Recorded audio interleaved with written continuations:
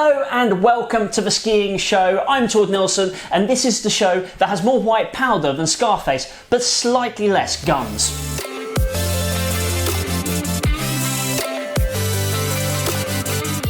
Now, before we start, please remember to like, comment and subscribe. It really helps us out, of course. And now, let's check what's on the show. Right, today we are going to talk all mountain skis with Al Morgan.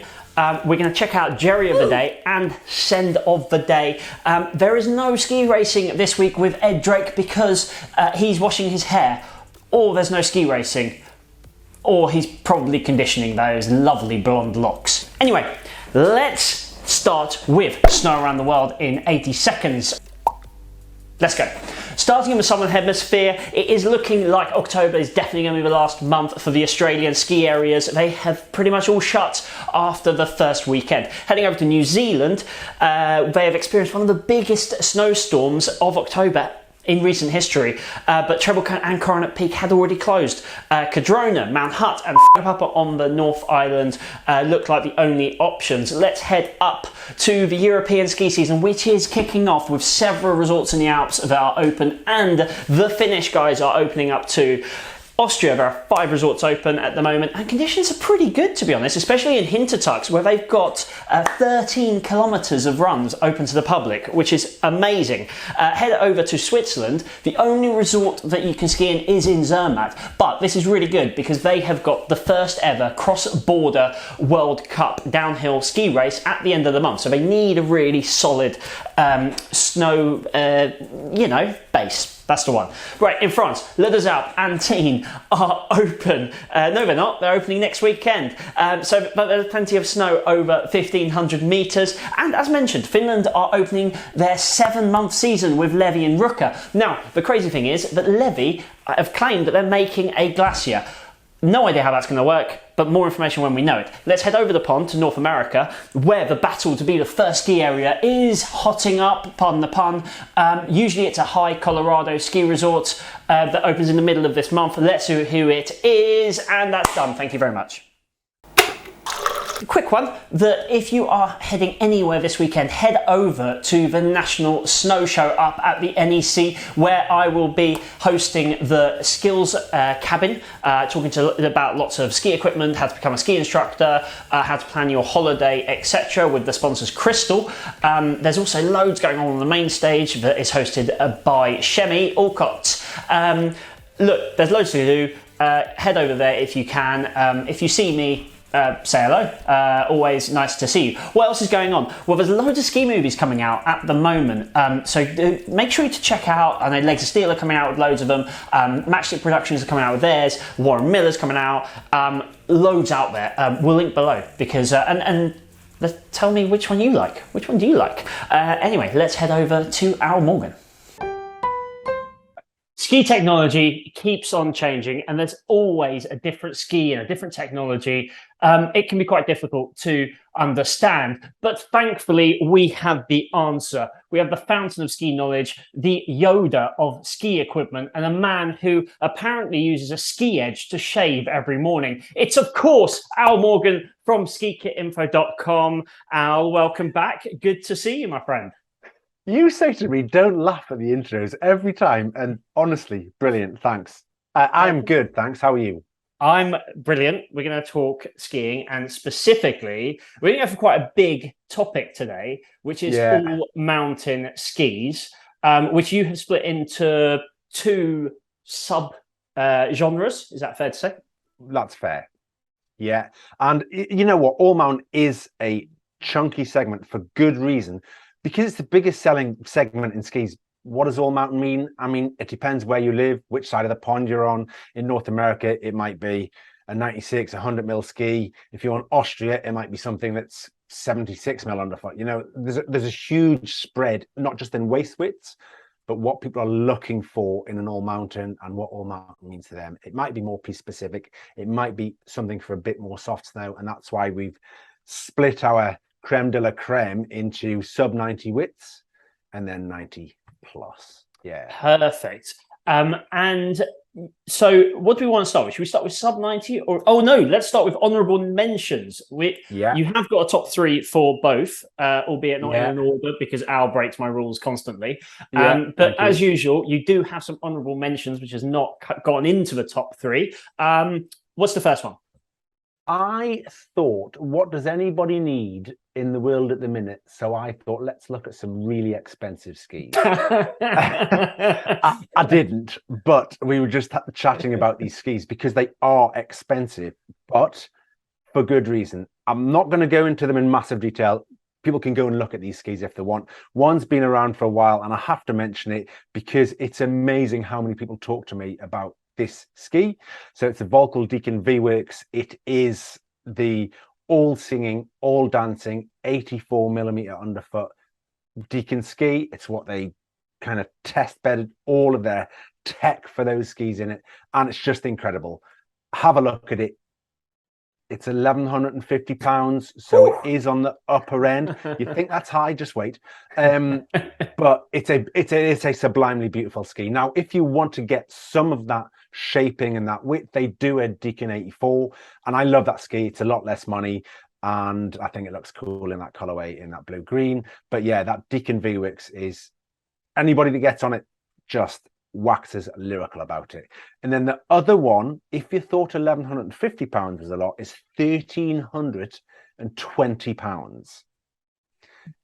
You do get a binding with that, which is great, but you can fold the ski. Ridiculous. So instead of being a long ski when you're traveling, let's say you're going to go on the train, you want a nice little handbag to carry it in, then it folds up. So it seems like a bit of a gimmick. It's the Elan Voyager. And this is a brilliant ski. Honestly, it could easily get in the top ranks of all mountain skis on its performance. It skis brilliantly well. It's a bit narrower, 78 off the top of my head. Yeah, 78 millimeters underfoot. But it's not just the gimmick, the folding nature. 16 locking points in that binding plate. It's just something new and exciting, and it skis well. Crazy innovation from Elan. They do like doing that. Worth checking out videos and stuff of the ski because, like you said, it is insane. But they do not get into your top three. No. So we're going to start sub 90, yeah. We'll start sub 90, yeah. Let's go sub 90 because that was the theme with those skis, an 84 mil and a 78 mil. So this is more your ski that's going to do really well on firm snow, maybe leans a bit more to firm snow performance. And I know that in the last show, when we were looking at piste skis, we had a number 3, 2, and 1. But it's slightly different because we've got an 84 mil, more piste focused, fat footprint for a piste ski, and then 2 that are 88 and 89 and have a little bit more of a free ride feel. So the 84 mil is the Head Supershape E Titan. The Supershape family, brilliant skis, and people will know the Supershape skis, but the Titan is the wider one, gives superb performance on firm snow. Yes, it's not as quick edge to edge as, say, something like the Speed or the Magnum, because it does have that slightly wider footprint, but it grips brilliantly well on piste, really usable across a nice broad range of skiing abilities. So if you are an upper intermediate, low advanced, you can get on the ski no problem. And I've blasted about on this ski with other people on 106 mil underfoot in powder. Yes, it's not the same as those, but I could keep up no problem, no nasty surprises. It's a really just a beautiful, true, piste focused all mountain ski. So that's it, the E Titan. Now, the other two that I want to talk about in sub 90, they're both very similar widths. So one is the K2 Mindbender 89 Ti, and one is the Atomic Maverick 88 Ti. So they sound very similar. And even if you look at them on paper, they can look really similar. They look as though they've got, slightly tapered tip, good rise through the shovel. I would say that the K2 has more of a free ride feel, even though you look at the Atomic on paper and you think, okay, it's got some of the inspiration in the design coming from like the Ben Chetler skis, it's got Horizon Tech, it's got that rocker through there. But actually on piste, you get fantastic bite and grip.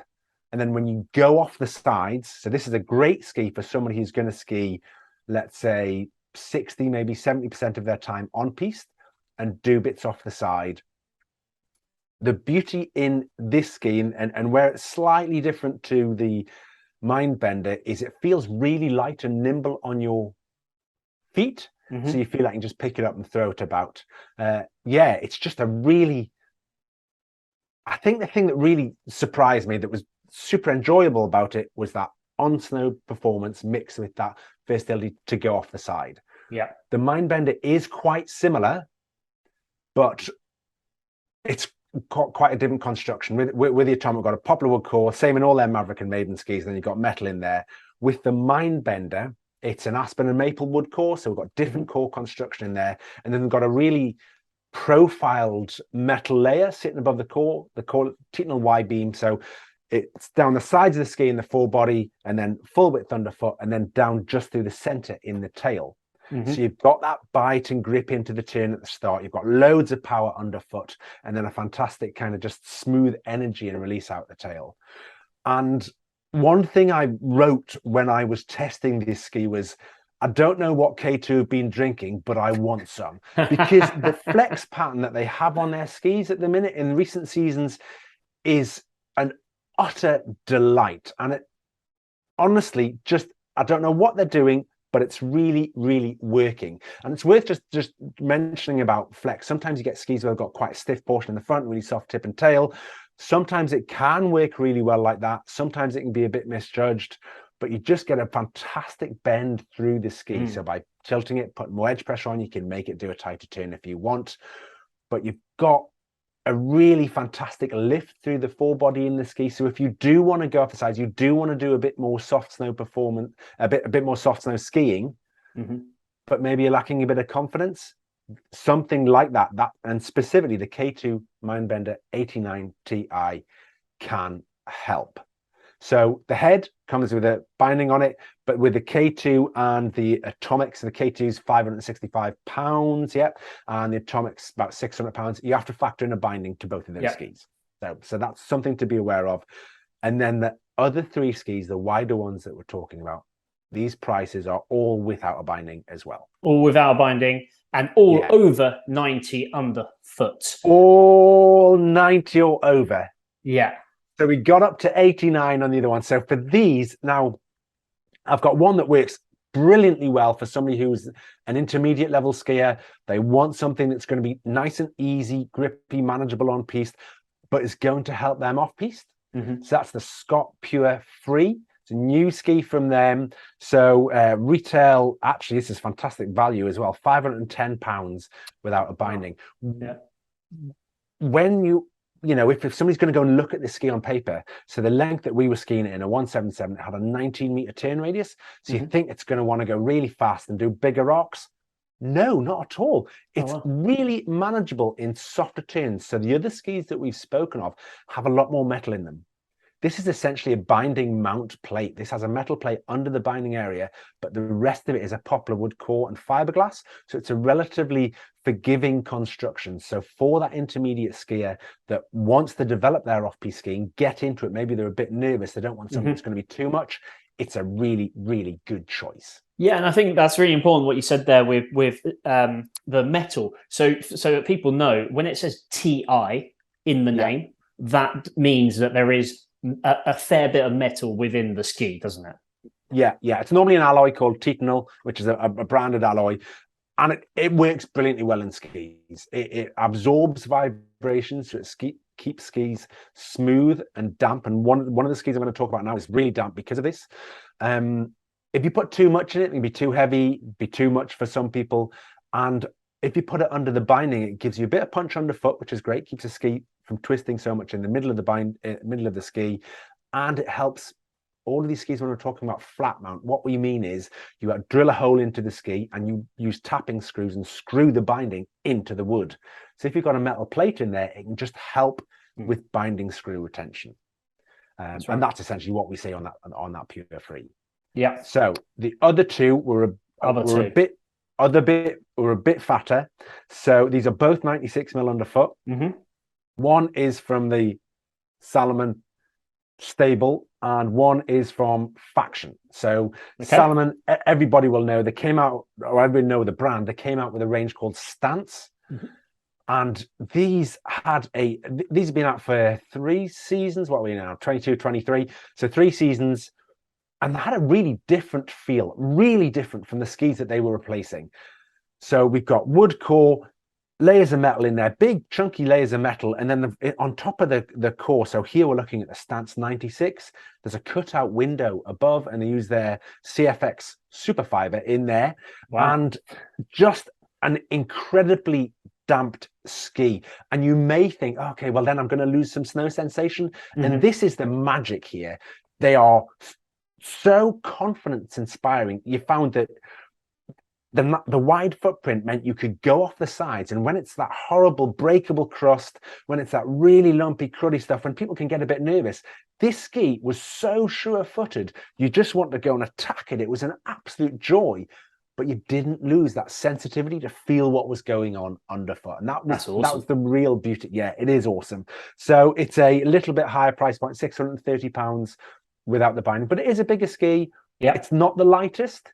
So when we were talking about the Atomic feeling quite light, the Salomon, no, it is a big, stable ski, and you can feel that weight, and that gives you that sure-footed nature. Awesome. And then we've got the Faction Dancer, and I absolutely love what Faction are doing with their skis at the minute. So I believe they've just got what's it? They've got an accreditation, and I will think of it as we go through. But anyway, thank you. Yes, perfect. How exciting is that for a ski brand? It's amazing to hear. Yeah. Oh, that is so good. So what we're seeing with their skis for this season is this environmental story. And it's not a story. They're actually making a difference with what they're doing with their skis. But I'm going to call it a story because it goes right across their range. So the Dancer family replaces what was the Dictators. Essentially, they're the same shape, but they've got a less impactful construction than how we normally make skis. You know, resins, not so great for the environment. No. Using lots and lots of glass matting, how we make skis. Across the board, brands are doing so much to change this. But yeah, seeing that B Corp certification for Faction recently just lit me up. I was super excited by that. So, but yeah, the Dancer 2, I was worried I was going to lose some of that performance from the Dictators. I like the Dictators, they're punchy skis. And the Dancer was just an absolute joy. I think the graphics, the muted green graphic, may not suit everybody. I really love it.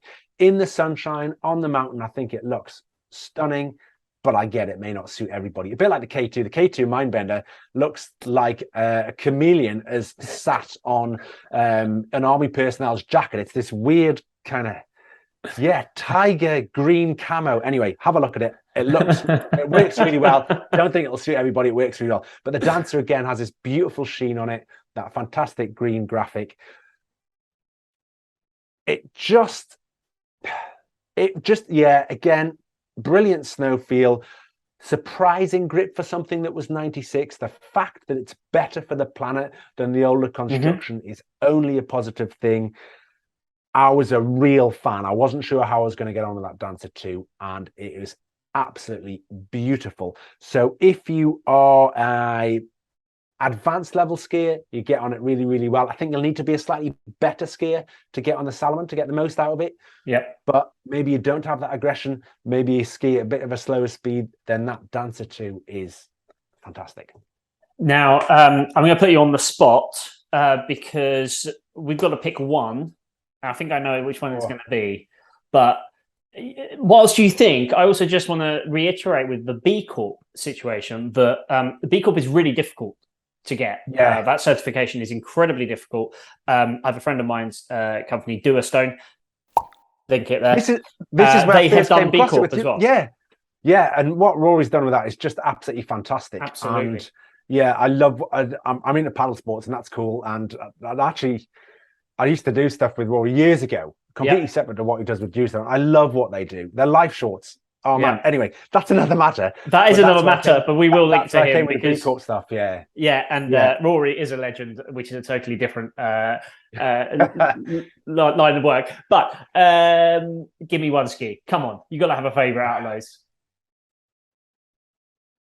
Can I pick what? I'm going to pick one from each. I am. That Salomon is just sublime. I mean, the dampening and that snow feel and how it rides. I love the 90. I tested the 90 2 years ago. There was a few of us on it and just blown away by how it performed. That 96, so happy because I hadn't got on the fatter version, and I was so happy that it skied that well. On the narrower, I mean, it's pretty tight, but that K2, it comes down to flex. It has just an amazingly smooth flex. Not everybody's favorite graphic necessarily. I absolutely love it. Yeah, it's brilliant. K2 Mindbender 89 Ti or the Salomon Stance 96. How's there that? you go. And when you win the lottery, you will be walking around holding your foldable land skis. Oh man, I'm gonna have one in each hand. So good. Brilliant. Thank you so much for that. But before you go, we want to share your knowledge with our viewers. And what is today's technical skiing term that you think everybody should know? So we're carrying on with a theme here. We spoke about DIN, so that number in the window at the front and back of your binding. But that's not the only story when it comes to setting your boot up in the binding and making sure it's safe. That is about how easily your boot is going to come out, whether you want it to or not. And that, that's dictated by your height, weight, weight, your skier ability, which I don't even think we spoke about last time, but that's all part of it. But there's a little known spring in the binding, in the heel of the binding, and this is called forward pressure. So this is how much pressure is exerted along the sole of the boot. So you imagine you've got a ski and you hit a compression and the ski bends down. If that distance between the toe and the heel of the binding isn't allowed to adjust, it's either going to lock the boot in or pop the boot out. So what you need is a heel piece, typically of the binding, will compensate for that, move forward and backwards. But if the binding is too tight in the first place, so you've got too much forward pressure, it's going to lock the boot in or pop it out. If the binding isn't tight enough, then you're going to come out too easy. It's not going to give the hold on the boot that DIN window, that DIN number that we spoke of, is supposed to give, that retention in there. So on most bindings, they've got a little indicator on it. Some it'll be at the back of the binding, some it'll be in a little window.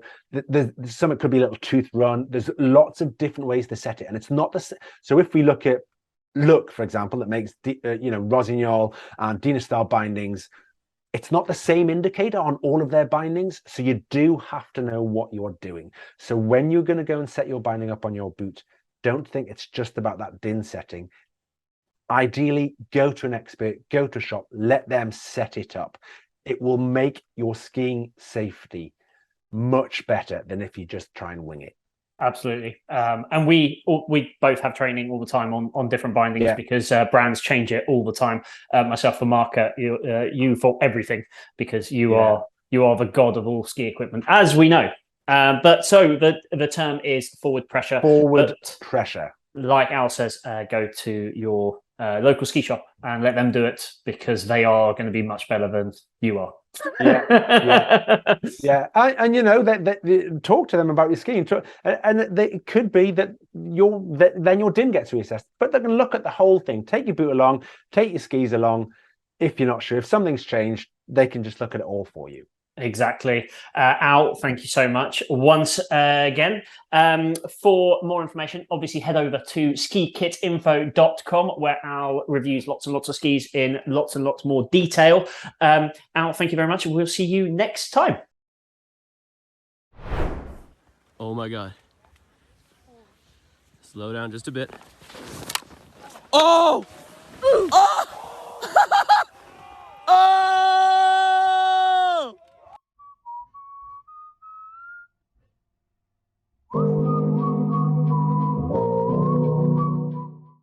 That's all we've got time for. Thank you so much for watching. Please remember to like, comment and subscribe. Tell your friends about this show. And if there's anything that you guys want to see, then do comment below. Take care of yourselves and see you very soon.